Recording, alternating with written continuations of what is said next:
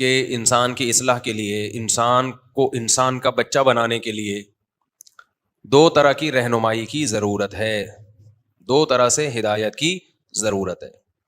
ایک ہدایت تو ہے نظریہ ٹھیک ہو جائے، آپ کا کانسیپٹ کلیئر ہو جائے، آپ کو پتا چل جائے صحیح کیا ہے اور غلط کیا ہے۔ بہت سے لوگ بہت با ہمت ہوتے ہیں، لیکن ان کی محنتیں غلط سمت میں جا کے ضائع ہو رہی ہوتی ہیں، غلط سمت میں محنت ہو رہی ہے اور وہ ضائع ہو رہی ہے۔ الذین ضل سعیہم فی الحیات الدنیا، قرآن کہتے ہیں بہت سے لوگ ایسے ہیں جنہوں نے کوشش تو کی ہے لیکن ان کی کوشش دنیا میں ہی ضائع ہو رہی ہے۔ وہم یحسبون انہم یحسنون صنعا، حالانکہ ان کا خیال یہ ہے کہ وہ بہت اچھا کر رہے ہیں۔ تو اللہ میاں تو غلط بات نہیں کر سکتے نا بھائی، کیا خیال ہے بھائی؟ تو اس سے میں پتہ چلتا ہے کہ بہت سے لوگ اپنے خیال میں بہت اچھا کر رہے ہوتے ہیں، محنتی بھی ہوتے ہیں، با ہمت بھی ہوتے ہیں، بڑی محنت اسٹرگل کر رہے ہوتے ہیں، نیت بھی ان کی ٹھیک ہوتی ہے، لیکن اللہ کہتے ہیں ان کے عمل دنیا میں بھی ضائع اور آخرت میں بھی ضائع، کوئی نیکی کوئی ثواب نہیں، سوائے ٹینشن کے کچھ بھی حاصل بولو نہیں ہوتا۔ تو اس سے صاف پتہ چلتا ہے کہ بھائی نظریہ ٹھیک ہونا بہت زیادہ ضروری ہے۔ ہمیں پتہ تو ہو کہ رخ، محنت کا جو رخ ہے وہ کس طرف ہونا چاہیے، پتہ تو ہو کہ جانا کدھر کو ہے۔ آپ نے جانا تھا پشاور، کوئٹہ کی بس میں بیٹھ گئے آپ، محنت تو اس میں بھی ہوگی کہ نہیں ہوگی؟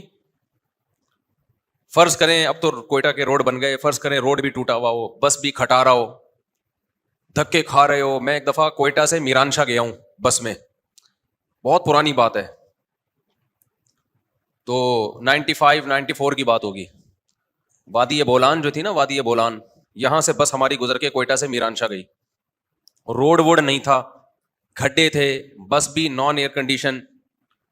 تو مجھے یاد ہے 30 سے 36 گھنٹے کا ہم نے سفر کیا ہے، پیچھے پھٹے پہ بیٹھ کے، بس کا جو پیچھے ہوتا ہے نا سیٹ نہیں تھی، اس پہ ایک پھٹا رکھا ہوا تھا، پھٹا سمجھتے ہیں؟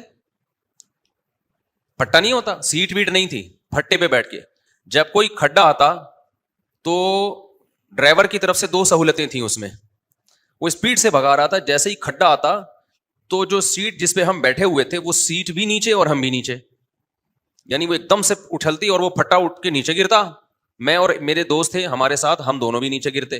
یہ میں کوئی رپورٹیں پیش نہیں کر رہا، بھی موضوع کی طرف آ رہا ہوں۔ اور 3 شیشے ٹوٹے راستے میں کھڑکی کے، یعنی خود بس ہی کے 3 شیشے ٹوٹے، کسی پتھراؤ سے نہیں بلکہ ٹریولنگ سے، یعنی اتنے کھڈے آ رہے تھے کہ 3 شیشے اس کھڑکیوں کے ٹوٹ گئے، اس میں کھڈوں سے ہی ٹوٹ گئے۔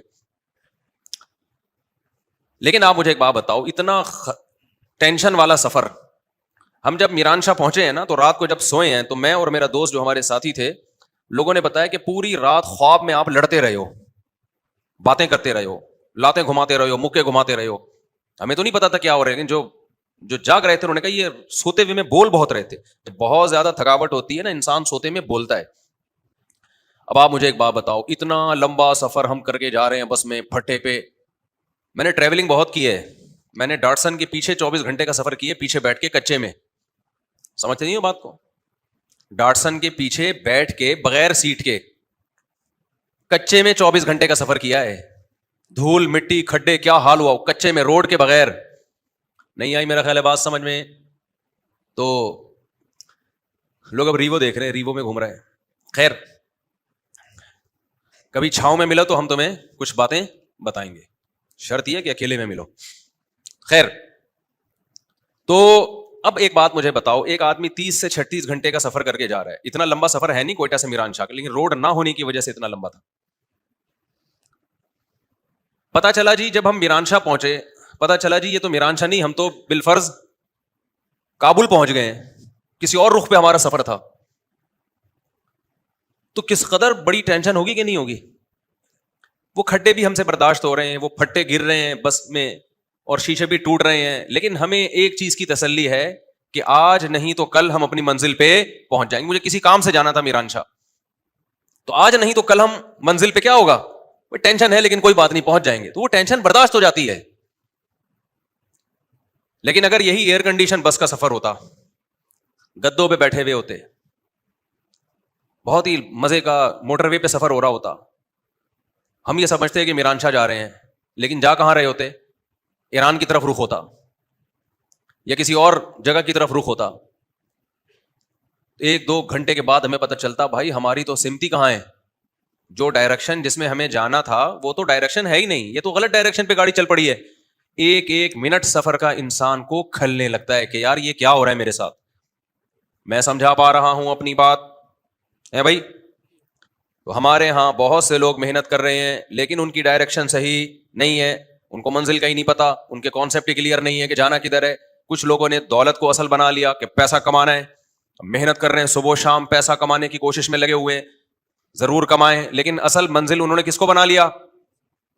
پیسہ کمانے کو. جب پیسہ کما لو گے, آ جائے گا پیسہ, کچھ دن عیاشی ہوگی, اس کے بعد آپ کو پتا چلے گا کہ بھائی میں نے اپنی زندگی ایک ایسی چیز میں کھپائی ہے جس میں مجھے کھپانی نہیں چاہیے تھی. اصل ہدف مجھے کچھ اور بنانا چاہیے. پیسہ ضرور کماتا میں, لیکن اصل ہدف میں نے بنا کے اس کو کیا کر دیا میرے بھائی؟ غلط کر دیا. میں آپ کو ایسے پیسے والے ملاؤں گا, دبا کے نوٹ چھاپے انہوں نے. اس کے بعد جب 40-50 سال سے اوپر ان کی عمر ہوتی ہے, 50 سال سے اوپر, بوکھلاہٹ کا شکار, ٹینشن, اسٹریس, خودکشی کے خیالات, بہت سارے مسائل ان کے ساتھ کھڑے ہو جاتے ہیں. پیسہ بہت ہوتا ہے, عیاشی کے لیے جسم میں طاقت بولو نہیں ہوتی. ان کی مثال ہوتی ہے کہ بادام تھے تو جب دانت تھے تو بادام کھانے کے پیسے نہیں تھے, جب بادام آئے تو منہ میں کھانے کے لیے دانت نہیں ہے. یہ حالت ہو جاتی ہے ان کی. پیسہ کمانا منع تھوڑی ہے بھائی, پیسہ ہدف ہونا ہی نہیں چاہیے. اور جو پیسے کو ہدف بناتا ہے اس کے دل میں دنیا کی محبت پیدا ہوتی ہے. سب سے بڑا مسئلہ یہ ہے, ہوس پیدا ہو جاتی ہے. یہ ہوس اس کو اندر سے کیا کرتی ہے؟ نوچ نوچ کے کھاتی ہے. یہ ہوس اس کو کیا کرتی ہے؟ اندر سے نوچتی ہے, اس کو کھانے کی کوشش کرتی ہے. ہر وقت یہ ٹینشن چھن نہ جائے, ختم نہ ہو جائے, میں مروں گا تو اتنی دولت کا کیا ہوگا. میں ملیشیا گیا تو میں نے وہاں چائنیز کا قبرستان دکھایا ولاگ میں میں نے چائنیز کا قبرستان. وہاں جو ارب پتی کروڑ پتی لوگ, ان کی موت کے وقت حالت کیا ہوتی ہے وہ میں نے وہاں اس ولاگ میں بتائی ہے. وہ پریشان ہوتے ہیں, یار اتنا سارا پیسہ میں چھوڑ کے جا رہا ہوں, اربوں روپے, کیا میں مر جاؤں گا اور یہ بعد والے نوچ نوچ کے کھا جائیں گے؟ ان کو تو فری پھوکٹ میں مل رہا ہے. ساری محنت کس کی ہے بولو؟ میری ہے یار. میں نے دماغ لگایا, میں نے امیزون اور فلانا اور ڈمکانا, اور یہ جو آج کل نیٹ پہ چل رہا ہے, نیٹ پہ جو تمہیں امیزون سے پیسہ کمانے کے طریقے بتا رہا ہے نا, وہ تمہیں طریقے بتا رہا ہے, خود کما رہا ہے.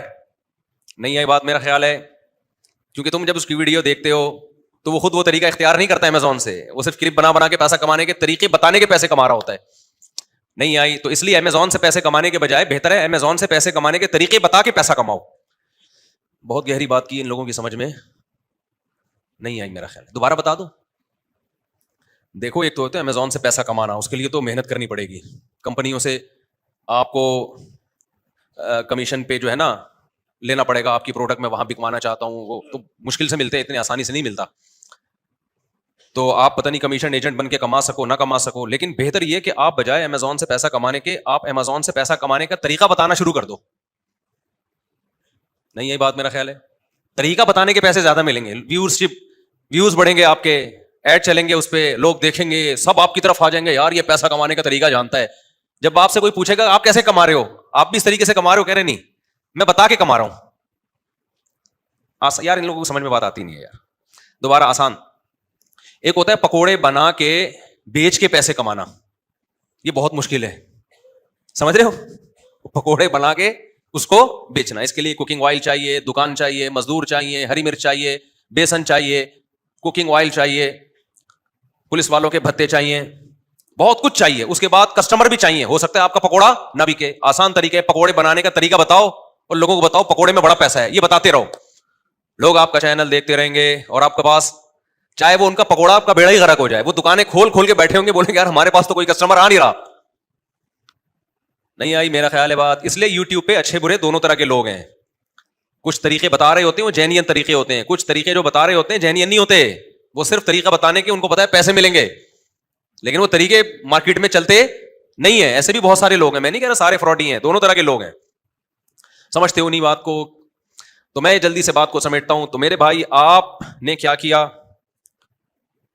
کہ آپ نے ہدف بنا لیا دولت کو, کہ میں پیسہ کماؤں گا, پیسہ کماؤں گا, پیسہ کماؤں گا.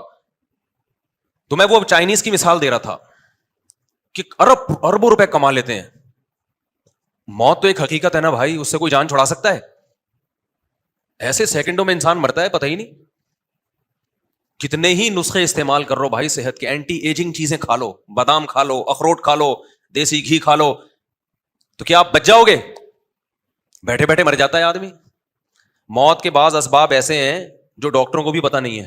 ڈاکٹر خود اعتراف کرتے ہیں بھائی بیٹھے بیٹھے بھی بندہ مر سکتا ہے. میرے پاس ایک ہارٹ اسپیشلسٹ آئے ملنے کے لیے, میں نے ان سے ہارٹ کے بارے میں معلومات لینا شروع کر دی. انہوں نے بتایا جی ایسے ہوتا ہے, یوں ہوتا ہے, جب ہم پراٹھے زیادہ پھوڑتے ہیں تو چربی بننا شروع ہو جاتی ہے, کولیسٹرول بننا شروع ہو جاتا ہے, رگیں تنگ ہوتی ہیں وغیرہ وغیرہ.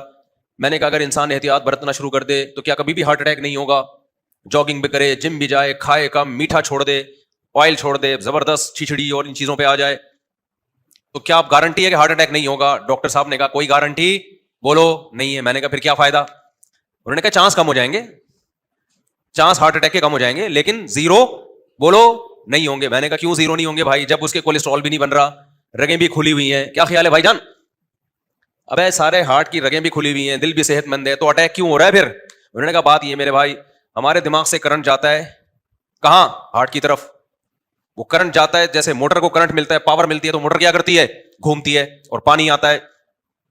تو ایسے ہی ہمارے دماغ سے کرنٹ جاتا ہے ہارٹ کی طرف. وہ کرنٹ جب جاتا ہے تو ہارٹ کیا کرتا ہے؟ چلتا ہے. بعض دفعہ وہ کرنٹ جاتا ہی نہیں ہے, جیسے فیوز اڑ گیا نا بندے کا. ابے آپ نے پاور لگائی اور کرنٹ آیا, موٹر چلی, موٹر گھومے گی, آگے پائپ میں کائیاں ہیں تو پائپ پھٹ جائے گا نا, پائپ کے سوراخ ہی تنگ ہو گیا, آگے جگہ ہی نہیں ہے تو موٹر جل جائے گی. تو دل بھی ایسے ہی کرتا ہے, رگوں میں جب تنگی پیدا ہو جاتی ہے, آگے خون کو پمپنگ کے لیے جگہ نہیں ملتی, تو وہ خون واپس ریورس مارتا ہے اور دل کیا ہو جاتا ہے؟ دل میں درد ہوتا ہے, جو بھی ہوتا ہے وہ اللہ ہی جانے. لیکن بعض دفعہ کیا ہوتا ہے بھائی, لائٹ ہی چلی گئی, موٹر آپ نے ریپیئر کروائی, موٹر کی سروس کروا دی آپ نے, پائپ نیا والا لا کے ڈال دیا, سب کچھ کر دیا, پیچھے سے لائٹ کیا ہو گئی. ہمارے یہاں تو یہ ہوتا رہتا ہے, یعنی یہ مثال تو ہمارے یہاں KESC والے پیچھے سے بٹن کیا کر دیتے ہیں؟ بند کر دیتے ہیں. تو موٹر صحیح ہونے کے باوجود بھی پانی آتا ہے پھر اس میں. تو دل کے ساتھ بھی ایسا ہوتا ہے. بعض دفعہ کیا ہوتا ہے, یہ انگریزوں کے ساتھ بھی ہوتا ہے. آپ نے بڑے بڑے فٹ بالر دیکھے ہوں گے, ایسی ویڈیوز یوٹیوب پہ پڑی ہوئی ہیں, فٹ بال کھیل رہا ہے, فٹ بال کھیلنے والے کا دل کتنا صحت مند ہوتا ہے پتا ہے آپ کو؟ کمزور دل والا فٹ بال نہیں کھیل سکتا. اگر کمزور دل والا فٹ بال کھیلے تو وہ فٹ بال بن جائے گا. کمزور دل والا کھیل ہی نہیں سکتا فٹ بال, اتنا ٹف کھیل ہے. لیکن آپ نے فٹ بالرز کو دیکھا ہوگا, میدان میں کھڑے کھڑے ہارٹ اٹیک سے گر کے مر جاتے ہیں. دیکھا کہ نہیں دیکھا؟ تو بھائی کیا ہے کہ وہ جو دماغ سے کرنٹ آ رہا ہے وہ تھوڑی دیر کے لیے کیا ہو گیا؟ ڈسکنیکٹ. اللہ میاں نے کیا کر دیا اوپر سے, اللہ میاں کا بھی تو ایک ادارہ ہے نا جو الیکٹریسٹی پرووائڈ کرتا ہے, بجلی دیتا ہے ہمیں, وہ اوپر سے اللہ میاں نے کیا کر دیا؟ Switch off. بیٹھے بیٹھے بندہ کلٹی, بڑی صحت مند غذائیں کھا رہا تھا, روزانہ لہسن پھانک رہا تھا, صحیح ہے نا, لیکن کیا ہو گیا؟ کلٹی بولنے میں کچھ جا رہا ہے کہ آپ کلٹی نہیں ہوگے اس طرح کہنے سے. جب کلٹی ہونا ہوگا نا خود ہی ہو جاؤ گے, ڈرو مت. موت سے ڈرے نا تو پہلے مر جاؤ گے, تیار رہو مرنے کے لیے. کسی بھی وقت کوئی بھی کسی ٹائم پہ مارکیٹ سے شارٹ ہو سکتا ہے. یہ دماغ سے نکال دو کہ میں نہیں مروں گا جلدی. دنیا میں سب سے بڑا بے وقوف وہ ہے جو یہ سمجھتا ہے کہ یہ بے وقوف تھے جو مر کے چلے گئے قبرستان میں بھرے ہوئے, میں تو اپنا ٹائم پورا کر کے جاؤں گا. ایسا نہیں ہوتا. تو اب میں آپ کو چند ایک مثالیں دیتا ہوں ڈاکٹروں کی, جس سے آپ کو پتا چلے گا کہ بھائی ہم کس چیز سے دل لگا رہے ہیں, کتنے بڑے بے وقوف ہیں ہم لوگ. کانسیپٹ ہی کلیئر نہیں ہے ہمارے. تو ڈاکٹروں کی مثالیں اس لیے دے رہا ہوں کہ قرآن و سنت کی مثالیں تو سنتے رہتے ہیں نا, ان پہ تو یقین نہیں آتا. اس میں ڈاکٹروں کی مثالیں دے رہا ہوں. تو ہارٹ اسپیشلسٹ ڈاکٹر ایک نہیں کئی ڈاکٹروں سے پوچھا ہے, کہتے ہیں بھائی بغیر کسی وجہ کے بھی ہارٹ اٹیک ہو سکتا ہے. بیٹھے بیٹھے ٹائم کوئی وجہ نہیں ہے, ایکسرسائز بھی کر رہے ہو, جم بھی جا رہے ہو, ساری صحت مند خوراکیں, پھر بھی مر سکتا ہے آدمی. لیکن چانس کم ہوتا ہے, مگر ہوتا ہے, ختم نہیں ہوتا چانس. دوسرا بڑی بیماری کیا ہے؟ شوگر ہے کہ نہیں ہے؟ شوگر سے بھی لوگ مرتے ہیں, گردے بیٹھ جاتے ہیں, بینائی چلی جاتی ہے, دماغ خراب ہو جاتا ہے, پتہ نہیں کیا کیا ہوتا ہے. شوگر تو ہر جگہ جا کے اٹیک کرتی ہے. گردے گئے تو ڈائلسس پہ آ گئے, ڈاکٹر خود بتا دیتے ہیں اتنے دن تک آپ کی زندگی ہے. اب شوگر کے لیے کتنے سارے شوگر اسپیشلسٹ جو ہے نا بڑے بڑے, ان سے میں نے رابطہ کیا. میں نے کہا شوگر سے کیسے بچا جا سکتا ہے؟ انہوں نے کہا ویٹ نہیں بڑھنے دو, یہ کرو, وہی جو صحت مند خوراکیں اور بادام پستے اور اخروٹ اور آرگینک چیزیں. سارے ڈاکٹر یہی بتاتے ہیں بھاگو دوڑو ایکسرسائز کرو. ڈاکٹر صاحب کیا یہ سارے کام کرنے کے بعد گارنٹی ہے شوگر نہیں ہوگی؟ شوگر کا اسپیشلسٹ بولے گا گارنٹی میرے بھائی بولو نا نہیں ہے. ابے پھر کیا, میں وہ واقعہ بتاتا ہوں لیکن ابھی نہیں بتاؤں گا وہ واقعہ. پھر بھی گارنٹی نہیں ہے, تو وجہ کیا ہے بھائی؟ نہیں بھائی کچھ پتہ نہیں ہوتا کسی بھی چیز کا. موروثی ہوتی ہے, آپ کے باپ دادا نانا پردادا میں کسی کو ہوئی ہوگی, آپ کو ہو گئی. गारंटी डॉक्टर किसी चीज की नहीं लेता. गारंटी फ्रिज की ली जा सकती है, गाड़ी की ली जा सकती है, बहुत सारी चीजों की. इंसान की जो बॉडी है उसकी गारंटी है ही नहीं. इम्कान होता है कि ये जल्दी नहीं मरेगा, ये जल्दी मर जाएगा, इम्कान की हद तक, इससे ज्यादा कुछ भी नहीं है. आगे चलते हैं हम. कैंसर के स्पेशलिस्ट, कितने लोगों को कैंसर होता है ना. कैंसर के स्पेशलिस्ट से मेरी कई दफा मुलाकात हुई, और वो स्पेशलिस्ट भी मामूली स्पेशलिस्ट नहीं है, जो कैंसर के स्पेशलिस्ट को पढ़ाते हैं, यानी स्पेशलाइजेशन करवाते हैं कैंसर में. और यूरोप के एक दफा मुलाकात के लिए आया, मैंने कहा डॉक्टर साहब आप जो मुझसे पूछने के लिए आए बाद में पूछना, पहले मैं आपसे कुछ चीजें पूछना चाहता हूं. कैंसर से बचने के लिए क्या करना चाहिए. ये मैं सेहत पे आपको रिपोर्टें पेश नहीं कर रहा. आप कहें मुफ्ती साहब क्या शुगर कैंसर, और ये तो डॉक्टरों का काम है भाई, ये डॉक्टरों से पूछो. मैं तो आपको मेडिकल साइंस की रिपोर्टों से इबरत दिला रहा हूं कि अल्लाह रसूल की बातों से इबरत नहीं होती, डॉक्टरों से ही पूछ लो, इबरत हो जाएगी. ये दुनिया दिल लगाने की जगह बोलो नहीं है, ये 4 शादियों की जगह है बस, ताकि दिल लगे ही नहीं. यहां पे ये 4 शादियों से भी मुसाफिर खाने का एहसास पैदा होता है. पता है आपको, लोग समझते हैं 4 शादियां ये दुनिया की मोहब्बत की अलामत है. हकीकत है दुनिया के मुसाफिर खाना समझने की अलामत है. 4 शादियों वाले का कोई घर होता ही नहीं है. एक दिन यहां तो दूसरे दिन वहां, फिर तीसरे दिन वहां, चौथे दिन वहां. एक साहब ने मुझसे कहा ना, मेरे वो बड़ा लतीफा हिट हुआ था. मेरी 2 घर वाले थे, तो मैं एक गुलशन इकबाल में, एक हॉक्सबे रोड की तरफ, कितना फासला था ना. तो एक स्टेट एजेंट थे मेरे दोस्त, मैं एक दिन यहां तो दूसरे दिन बस में बैठ के जाता था. मैं वो हॉक्सबे कितना दूर, 1.5 घंटा लगता था. उन्होंने कहा मुझे आप पे बहुत तरस आता है. एक दिन यहां, अगले दिन वो उधर. कहते ना धोबी का कुत्ता, ना घर का ना घाट का, कोई ठिकाना ही नहीं है. मैंने कहा तरस मुझे आप पे आता है. एक दिन वहां, दूसरे दिन भी वहां, तीसरे दिन भी वहां. 10 साल हो गए वहां, 15 साल हो गए वहां. हमने कहा हम तो एक दिन यहां तो दूसरे दिन कहां है, वहां है. फिर मैंने उनको बताया कि दुनिया मुसाफिर खाना है, इसमें मुसलमान का कोई ठिकाना नहीं. ये घर वर्ग की मोहब्बतें, चारपाइयों से, पलंगों से, दीवारों से, ये उन लोगों का काम है भाई जो दुनिया से मोहब्बत करते हैं. हमारा तो कोई पलंग ही नहीं है, कोई पता नहीं होता आज कहां सोना है हमने. रिपोर्ट आ जाती है आज फला जगह की बारी है, चल भाई. मुसलमान का कोई घर, देरो दीवार, ईंटें बोलो नहीं होती. ईंटों से मोहब्बत, पलंगों से मोहब्बत, बिस्तरों से मोहब्बत, ये उन लोगों का काम नहीं है जो दुनिया को मुसाफिर खाना समझते हैं.